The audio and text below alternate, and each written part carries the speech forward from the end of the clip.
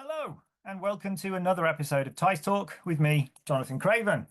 It's lovely to have you all with us. Thank you for joining us, and a warm welcome to you wherever and whenever in the world you are this afternoon. A warm welcome also to those of you who are joining us via our LinkedIn live stream. A quick reminder that if you are joining us through the live stream, you will not be able, unfortunately, to ask any questions or make any comments during the episode. So if you want to join the conversation, and I wholeheartedly ask you to do so, hop over to the teiss website so you can join in. As an added incentive, if you do join the conversation through teiss website, we will be, myself and the teiss elves will be reviewing those comments and questions as they go. And at the end of the episode, we will award that most sought after piece of crockery, the teissTalk mug. So there's an added incentive for you.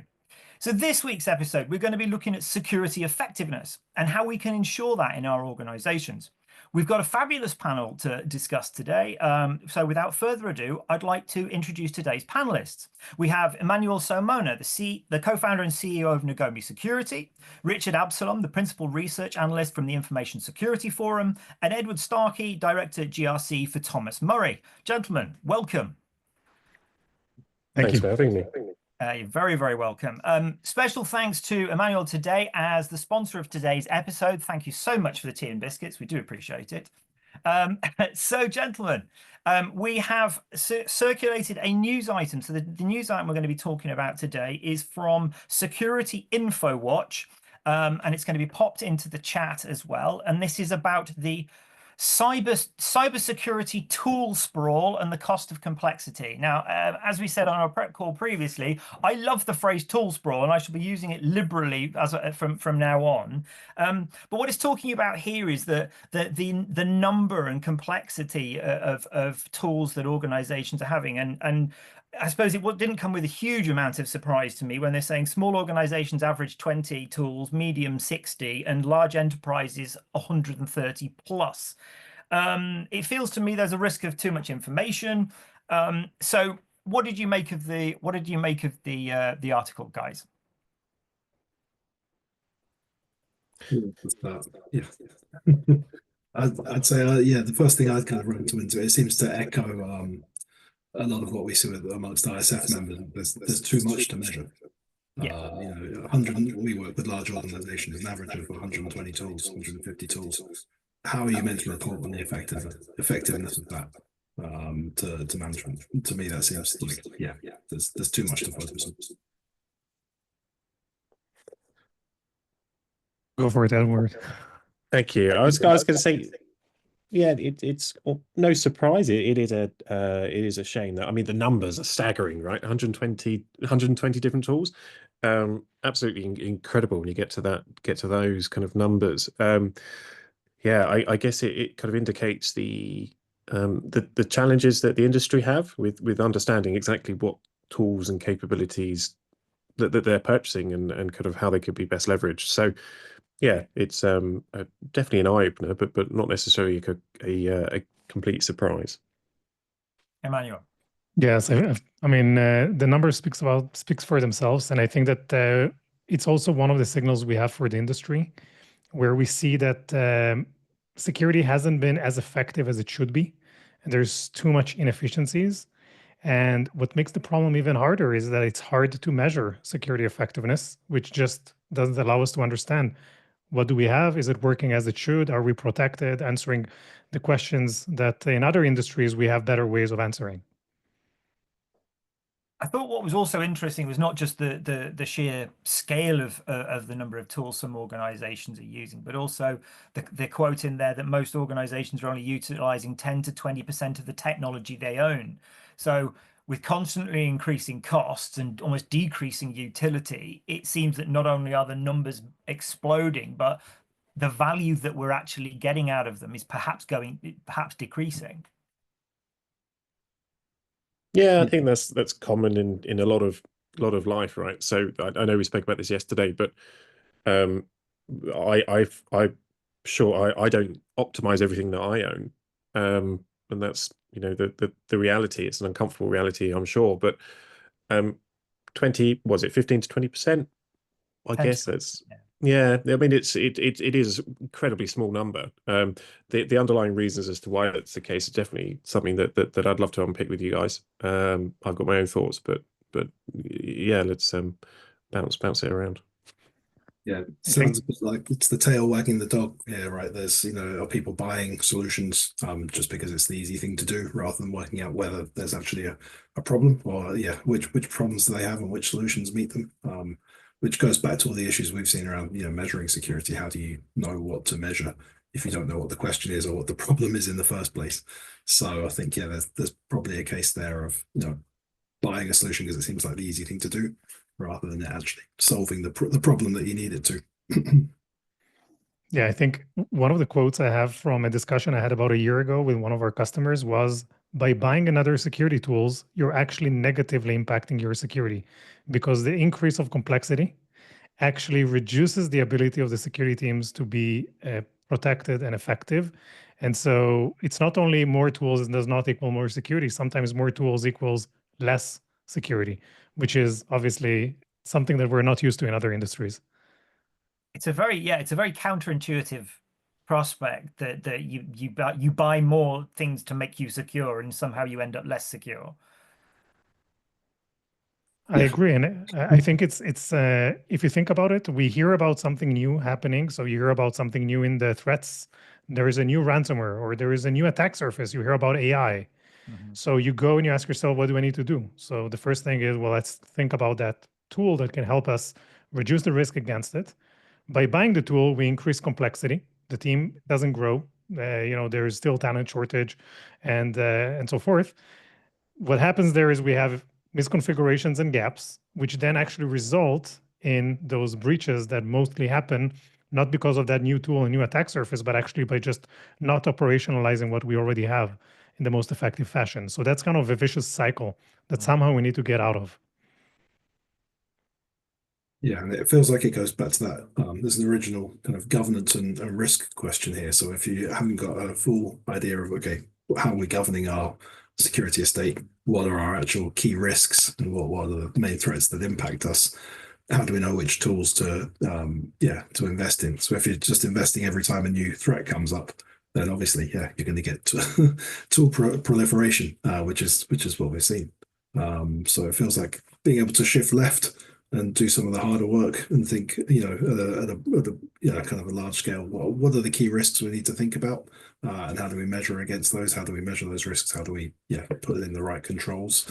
It's a good place to start. It sounds very simple. I know. I'm pretty sure it's not that simple. It's all right. We have time to discuss it. Don't worry.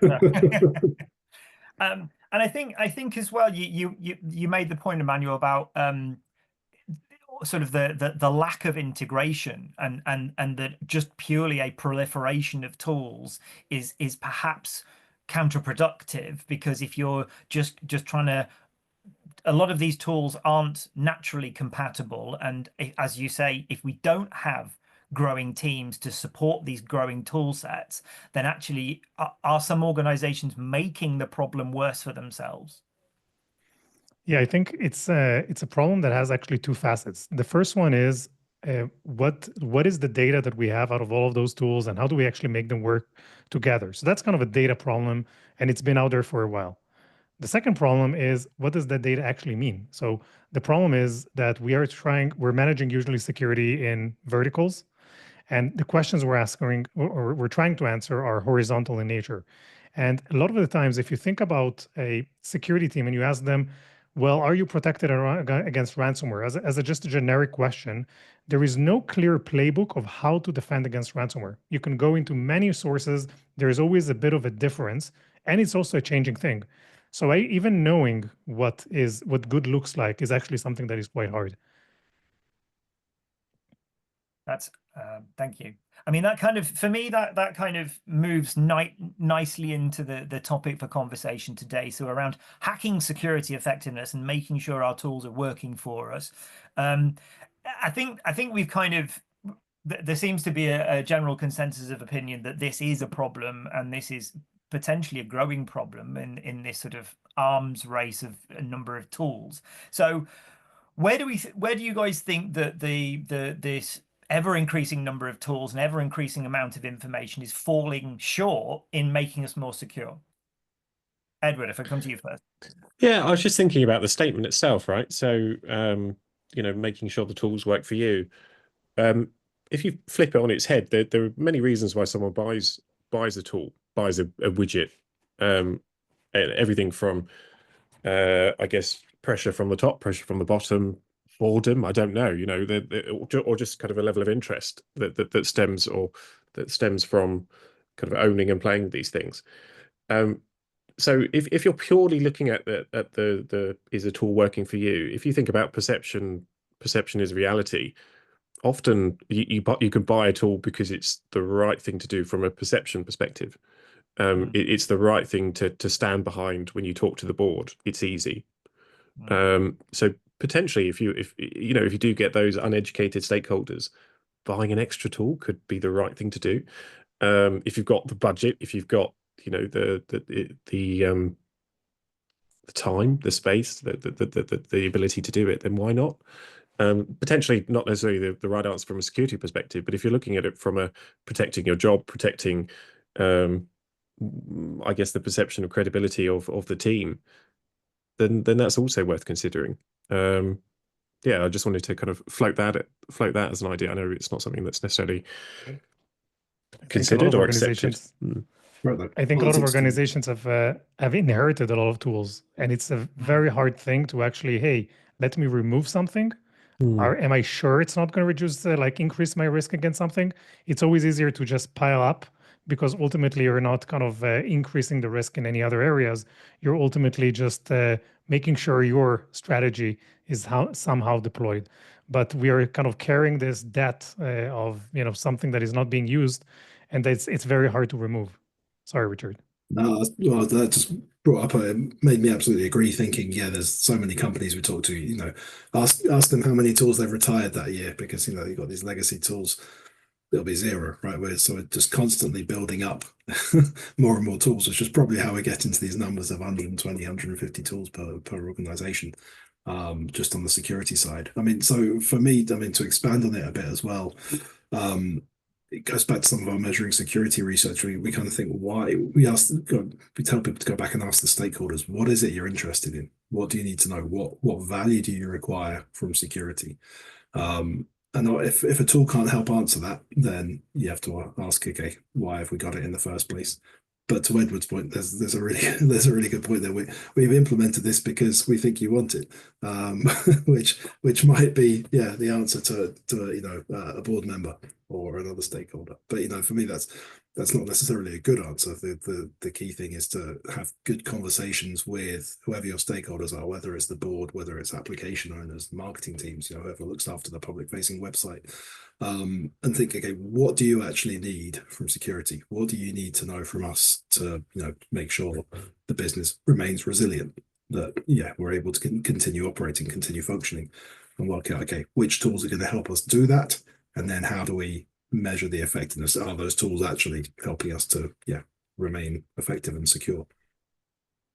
So to build on Emmanuel's point, one of the problems with proliferation for me seems that there is this deep-seated sort of misconception that you can't end of life a security tool because for fear of or what might happen if, and maybe that's sort of a mindset that generally the industry needs to change, is saying, and I appreciate from vendors' perspective, they really don't want you to do that because they don't like you end of lifing their tools. But at the end of the day, is saying there is that tool was bought to meet that particular need at that particular time, and that need may no longer exist. Yeah, I think to that point, think about something we've heard a lot in the last 18 months called consolidation. We've been talking about it. But first of all, the consolidation play is coming from the big vendors. So it always sounds something very commercial. Yeah, you want to consolidate with vendor A or vendor B. And the second thing is that no one actually gave any tools for companies to actually think about it. Well, how can I consolidate? Am I really willing to give up my best of breed solutions? Right? I really want to have the best ADR. I really want to have the best network solution, but I still want to consolidate. How do I do that? And lastly, even when consolidating, we find a lot of times that there is a lot of complexity between tools of suite of tools that those bigger vendors have. So it doesn't even solve that complete problem on its own. Yeah. The best in Sorry, Richard. There you go. I was going to say the best in breed is such an interesting term. Like, as if you say, you know, what best in breed, that means so many different things to so many different people. Everybody in security has a view or a perception or an understanding of what they like and a preference. I know this is definitely something that I'm quite passionate about. But if you think about the churn in this space, you're constantly getting new team members in, and they'll introduce kind of new ideas and new perceptions and new understandings of technologies, and then you've got the research houses that will offer a view and an opinion on which is the best tool. And yeah, I think there's an element of understanding how those work. Potentially, you know, the whole pay to play and seeing the value that the organizations can get from those. But yeah, the turnover, the churn, individual preference is absolutely fundamental. I think the average tenure of a CISO, it's far below that of someone that's head of HR or head of finance. It's a more unstable role where you're expected to make an impact in a short period of time, and you'll naturally veer towards things that you're familiar with. We're basically finding, sounds like we're getting to a point, so you've got new CISOs coming in every, I think the average tenure is 3 years. So it's all coming in 3 years, in line with vendors updating their tools every couple of years, or new things coming out, new threats emerge, new technologies. I've seen AI mentioned in the chat, so I think I can get away with now being the first to mention it in the discussion. But yeah, obviously AI-based tools coming through. So we kind of get to a point where, yeah, no one wants to retire anything, and every new leader feels like they need to make a mark. But it goes back to that kind of fundamental issue I think I mentioned at the beginning, like, what does our risk look like? No, what is the threat landscape currently, and do the tools that we have actually meet that? So do some of our legacy tools actually really do much? Do they move the needle in terms of mitigating the risk that we now face? It needs constant review, I guess, and maybe it's a resource issue a lot of the time. We know, organizations tend to be short-staffed, always, wanting more budget, etc., and you just can't keep a track on, matching the the threat landscape to the control landscape. It's not an easy task. That's certainly one of the problems, I think, with the tool proliferation, is that the teams don't grow at the same rate that the number of tools does. And indeed, Hendrik in the chat has made that comment that he's made the suggestion sometimes sticking to a proven set of security tools and applying normal intelligence could be more effective for ensuring security. And I would largely agree with that point. I think it's actually, to a certain degree, going with what you know and it works can prove very, very effective. So if we are in this space where we know vendors are always going to push new tools, we have CISOs that there is quite a frequent turnover of them, and they tend to have their flavor of the month tool, so they may want to bring something in wherever they go, whether or not it exists already. We've got a lot of churn in the team members themselves, and maybe the teams aren't growing. In some cases, if you're really unlucky, they're shrinking, and you've got to try and manage a bigger estate and a bigger suite of tools. So it seems fairly obvious that this is it's not quite the perfect storm, but it's not a great situation for a lot of businesses to be in.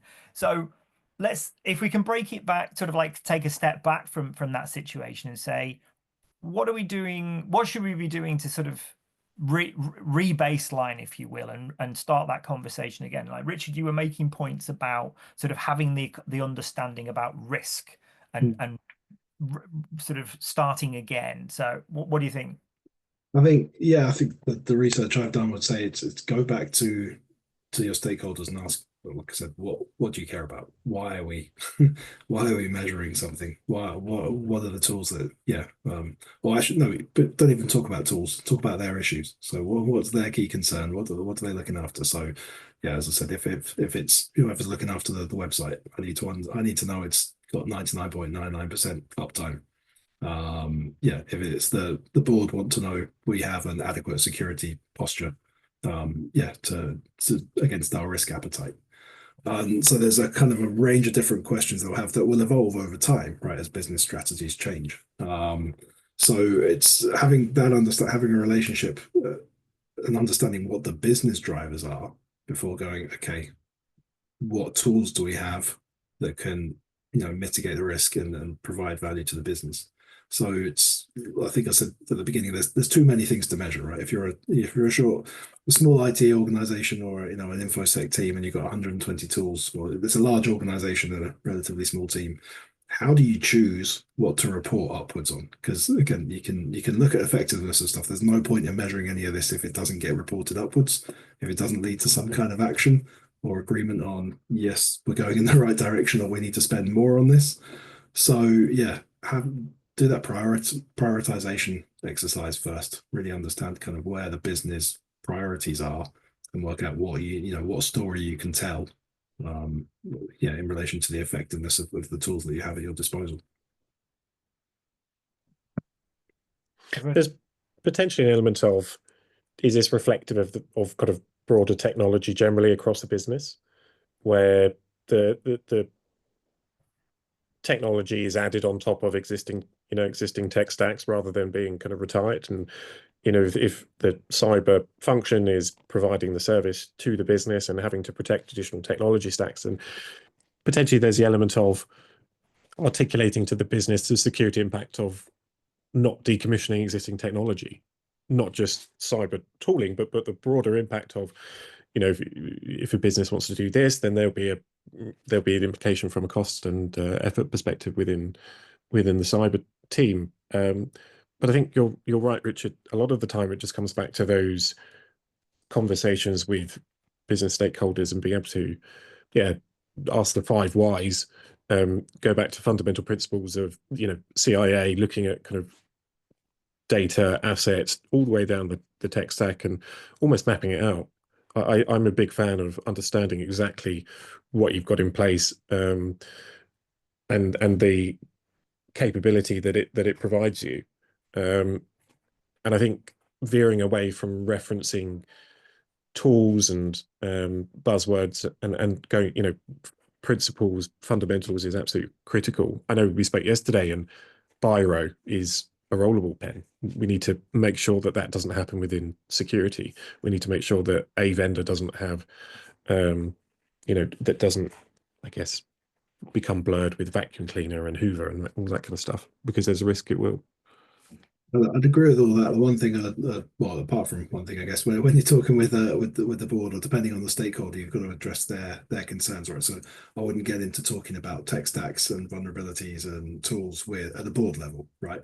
They've got very high level questions like, are we secure enough? That question, are we secure, is a horrible one. So let's talk, how do we get them to ask better, more answerable questions like, do we have an adequate control framework? They won't necessarily want to know about the detail. You'll need to know about it to be able to answer that question. But yeah, it's kind of understanding the audience you're talking to, what they're primarily interested in, and then what else you need to go and find out to answer their questions to measure that effectiveness. Exactly. I think exactly to your point, a lot of organizations they need to decide, do you want to be compliant for security? Do you want to drive for maturity? Today I'm low maturity, I want to be medium or high, or actually want to be protected. And when you say protected, or you want to increase your resilience against what? One of the things that if you think about the tool sprawl, is we've been spraying around controls all over the environment. Some of them stick, some of them don't. The issue is that the time it takes us to select a tool, to deploy it, to operationalize it, takes so much time. Obviously, on the flip side, on the threat landscape, we see the changes being much, much faster. And I think that what we're seeing today, that is kind of an initiative that I'm hearing from a lot of organizations, is actually thinking from, like you said, Richard, from the risk standpoint, but even being more specific from the threat landscape standpoint. If you pick on the threats or the adversaries you're trying to defend against, and you can say, listen, against those adversaries, I'll aim to be really effective, and I'm going to measure myself against it. Do we all agree that this is what we're trying to mitigate? If we are, we can really tune our investments and also the effectiveness of those tools, and also then decide maybe we have overlaps and redundancies in our stack of controls. Because otherwise, with compliance, we can find ourselves just adding more and more and more tools, and it's much more of a yes/no question rather than effectiveness and performance question. I think it's used some basic frameworks as well around that. So, for instance, we found with the board, for example, the NIST CSF pillars really work. So, you know, they don't care what tools you use, but you can say this is how good we are at detecting, you know, at reacting or responding, at identifying and preventing threats. So it's like kind of focus at that level, and then, you know, provide, if you're able to provide an effectiveness score, okay, this is how good we think we are at identifying threats. And we've, you know, if anyone asks, you want to be able to have the detail to say, okay, these are the kind of threats we identify. These are the tools we have that allow us to do it. And, you know, they're effective because they show us X number of near misses, for example, or or incidents identified, or, you know, number of attacks. They're all kind of levels of detail lower than the board might expect, but they want to have an overall higher picture. And if you can break it down into language or terms they understand to start with, then it kind of makes everything that much easier. So yeah, we've just found that they've added governance to CSF and CSF, but the 5 pillars as it was really did for some reason just resonate. So that's a good starting point. I think we're in a much better position today in the industry, exactly to your point, because I think that we've run a big survey, and over 50% of CISOs were reporting to the board at least once a year. Most of them were reporting even more, like at least once a quarter. This wasn't the case, I think, 10 or 15 years ago. And the second thing is we have in a lot of boards, especially in Fortune 500, at least one member that has cybersecurity, experience of some sort. So it allows us to shift away from buzzwords to something that is a bit more focused of, you know, the boards also need to be able to ask the right questions. Otherwise, it becomes a very technical discussion, which people just don't understand. And to your point also on the risk, once we think about cybersecurity as a risk thing, we need, as an industry, but also as organizations, we need to understand that there's never going to be zero risk. So now the question is, which risk are we willing to accept? And what does it mean? And what's that exposure? And that's something that we're actually hearing the transition right now, which I think is a good thing, because we're hearing the right questions being asked. Yeah, and it's absolutely great. And it takes time to get to those questions, right? You have to start somewhere. You generally won't have a fully top-down approach where the board tells you exactly what they need to know, and they're all brilliantly insightful questions. There's an education process of, you know, trial and error of, okay, are we answering the right thing? Are we still trying to measure the right thing? And then it's good to hear, you know, from your survey that it seems that we're getting to that point, you know, in general across the industry. Obviously, every organization is different. But yeah, there's no quick answers to any of this, I think, is the point. It's a bit of a journey. You're gonna have to constantly work at it and even if you start to think you're doing it well, and by the way, I haven't met anyone who says, yeah, we're doing this really, really well, we've got nothing to improve. That even if you're doing it fairly well, you need to keep on going, essentially, keep iterating, keep updating, keep up to times with whatever your organization wants. Edward. I think, and conscious that I want to call with information security professionals. I think as a profession, we've got a lot to. We should shoulder a lot of the blame in this space for a number of different reasons. Whether it's not being able to articulate the value and the risk and all that kind of stuff with board members, that's one thing. The second thing is with like basic business principles around cost management, understanding what your costs are within a team and proportioning effort in a way that directly aligns to kind of business objectives and supporting business objectives. Because there is an element of short-termism within information security. There's a very, very strong focus on technology, often at the expense of overlooking the people and the processes that are required to support it. So that's the other piece, I guess. Understanding that if you purchase a new tool, there is a cost, but equally there's a cost associated with training and actually accessing the tool and spending time looking at it. That is, you know, that takes up time, and that is a cost. So there's part of that as well. Like, I guess part of it is we operate in isolation a lot of the time. We don't talk the language of business. And that's something that I think we need to look long and hard at ourselves, because that's on us, right? We don't ask other parts of the business to talk exclusively in their technical language, and the business should understand it. I get that everybody needs to have educated stakeholders, and it's up to us to educate them. But at the end of the day, we need to talk in a way that business understands, and it's risk and numbers, and I think increasingly more so numbers. So yeah, part of this is looking long and hard at individuals within the profession and making sure that technical capability isn't just, it's more than being technically capable now. I think to be a CISO, you need to be financially literate. You need to be kind of business laser focused on the business and being able to communicate in a way that perhaps traditionally we haven't done. So yeah, I'm just going to throw that in the ring and say, look, it's all our fault. I mean, I think I wholeheartedly agree about the shouldering some of the responsibility, because I think, as you say, historically we're not necessarily the most articulate of groups of individuals when it comes to talking about anything other than technology. So I'd wholeheartedly agree.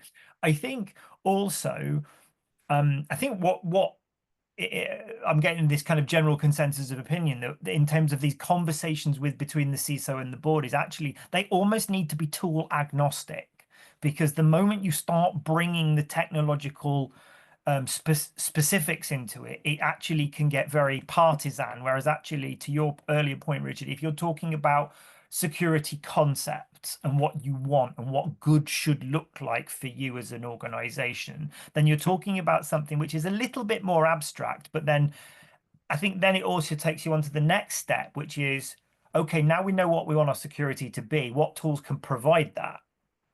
And I think that's sort of the next thing about, for me, is how do we go about making sure we have got the right tools? So let's take ourselves to the promised land and go, we've had these really, really productive conversations with the board. How do we go out and get those right tools?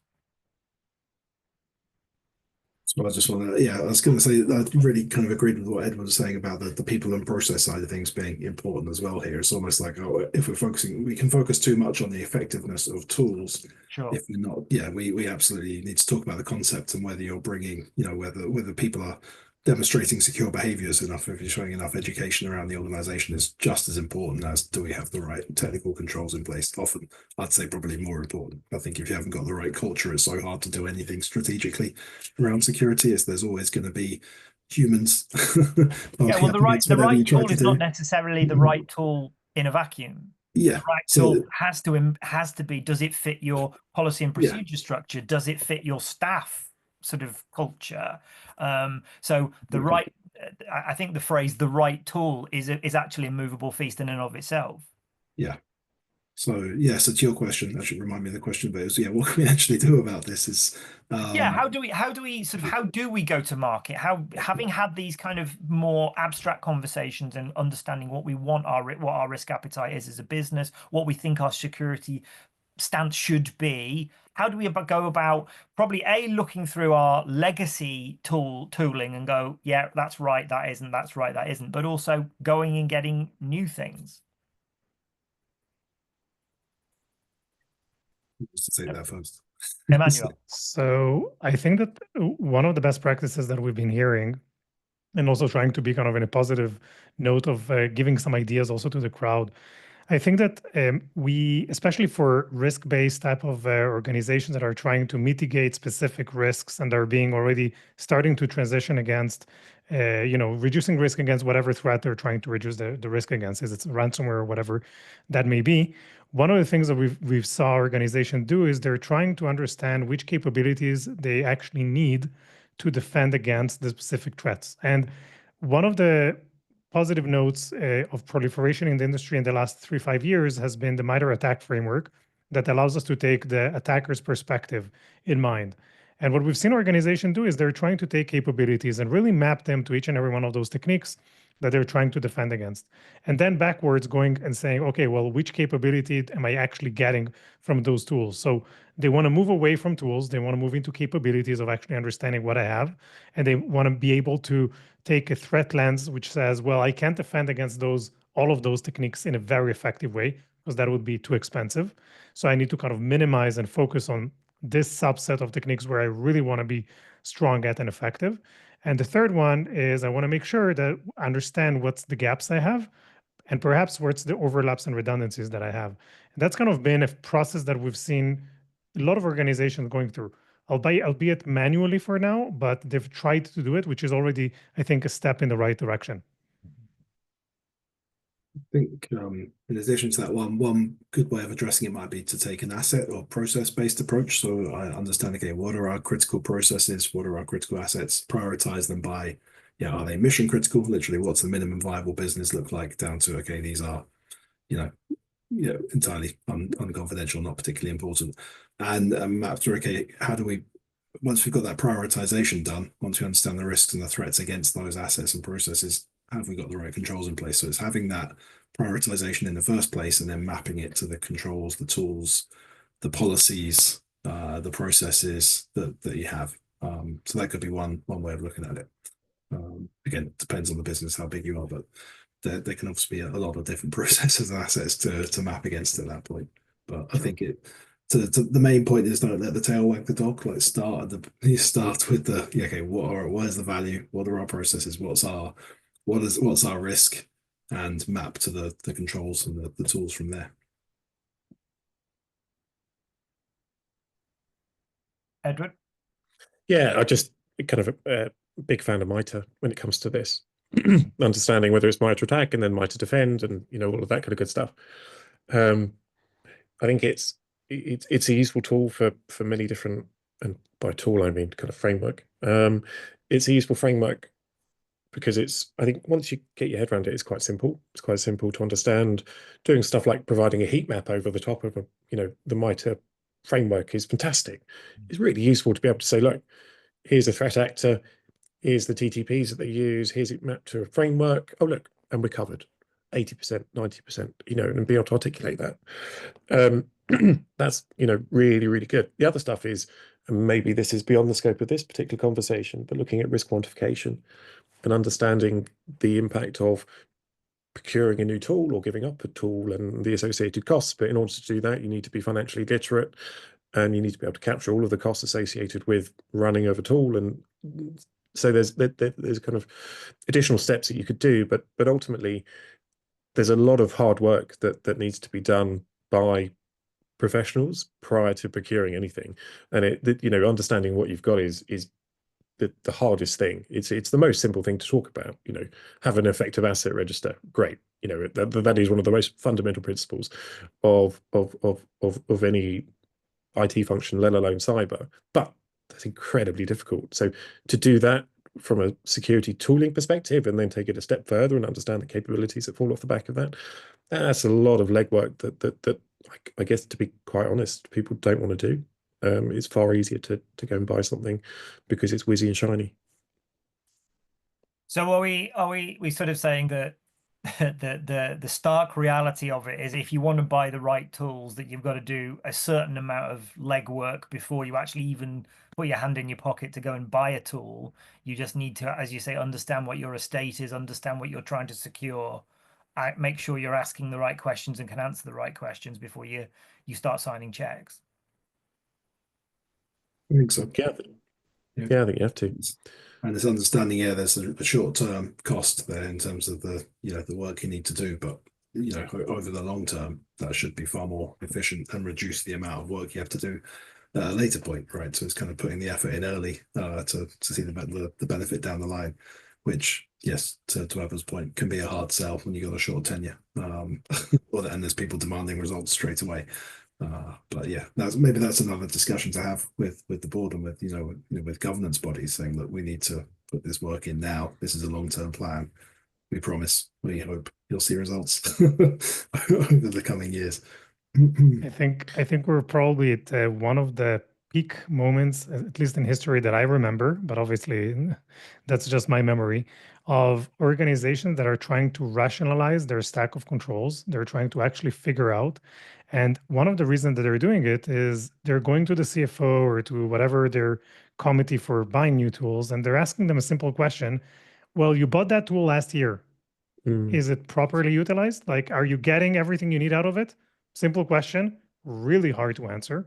they're asking them, well, just let me know before you go and buy it, another bunch of security tools. And I think that that is actually creating a positive momentum, which is rationalizing, making sure that they're buying the right things.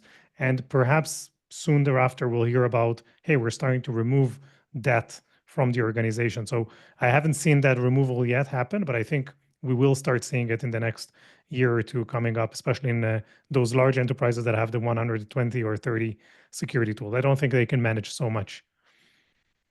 I guess the other piece here is the 80/20 rule. That still applies. So, how much time do you want to spend optimizing, like fully optimizing existing tool sets or existing, cyber tech, I guess, cyber tech stack. I know we mentioned yesterday about Excel. Excel could do wonderful things.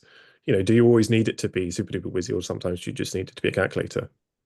That's the reality, right? Yeah. So understanding what you really need from those tools. But again, it harks back to Handsome Richard's comment about talking to your stakeholders. That's very much an in-joke. Apologies for everyone. Yeah, we'll have to clarify that one later. It's for the chat or something, don't worry. So I think as we are drawing to a close, let's end on a high note. And I think we've talked about a lot about the fact that there is this huge proliferation, and a lot of teams, a lot of organizations are going to struggle with these kind of things. So let's try and end on a positive. So for each of you, gents, give me one thing that anybody listening can take away with them and actually start to implement tomorrow. And let's try and be as brief as possible. So 60 seconds each. So if I can come to you first, Emmanuel. Thanks. So I think I will actually say three things. The first thing is make sure you get the basics right. You have the tools, make sure they're actually working as they should across coverage, across effectiveness. Then make sure you're taking a threat-centric approach, which means you're actually defending against the threats you care about and not compliance-based or just against anything you hear about. And the third one is actually measure the effectiveness, because it will allow you to actually check, are you doing actually a good job? So it's hard, but crossing that chasm and actually starting to measure security effectiveness helps a lot in understanding where do we have gaps and what we should be doing about them. Thank you. Edward. Go and have a conversation with your stakeholders. That'd be my You didn't need 60 seconds. Yeah, we tend to veer towards technology so often, but Sure. the reality is just go and have a chat with them, understand what their requirements are, and not just business stakeholders, but also the team. If you can stop excessive churn within your team, it addresses some of this problem. Look after your people, and your people look after you. So yeah, be friendly. Go and have those conversations. Lovely. And Richard. Yeah, Edward nicked my point there. So, but yeah, Apologies. absolutely same. But to agree, to build on that as well, it's about building relationships. So yes, have conversations. But you made a point earlier, Emmanuel, about kind of CISOs now reporting more regularly to the board, and I think especially at that level, it's actually what's more important is that not just the reporting and not just the meeting and the formal setting, it's everything that happens before and after and outside it. So go and get allies, build relationships, put the effort into to make friends and influence people. We're talking about measuring effectiveness of security controls, which sounds like an incredibly technical topic, but actually when it's all going to come back to soft skills and communication and building relationships with people to understand what they need to know. So start there. Lovely. Well, I think on that bombshell, that's absolutely fantastic. Is we're talking about how to make your tools more effective, and we're saying, well, don't worry about tools, go and talk to people, and I'm all in favor of that. So thank you, gentlemen. Really, really, really enjoyed that conversation. I hope all of you out there did too. It all remains for me to say is join Tom Langford next week for the next episode on the 3rd of April, which is about resilient by design, the next cybersecurity imperative. I would like to thank my panelists, Emmanuel Salmona, Richard Absalom, and Edward Starkey. Thank you so much, gentlemen, for your input. Thank you all very much for listening. And when it comes to cybersecurity, let's keep talking. Thank you.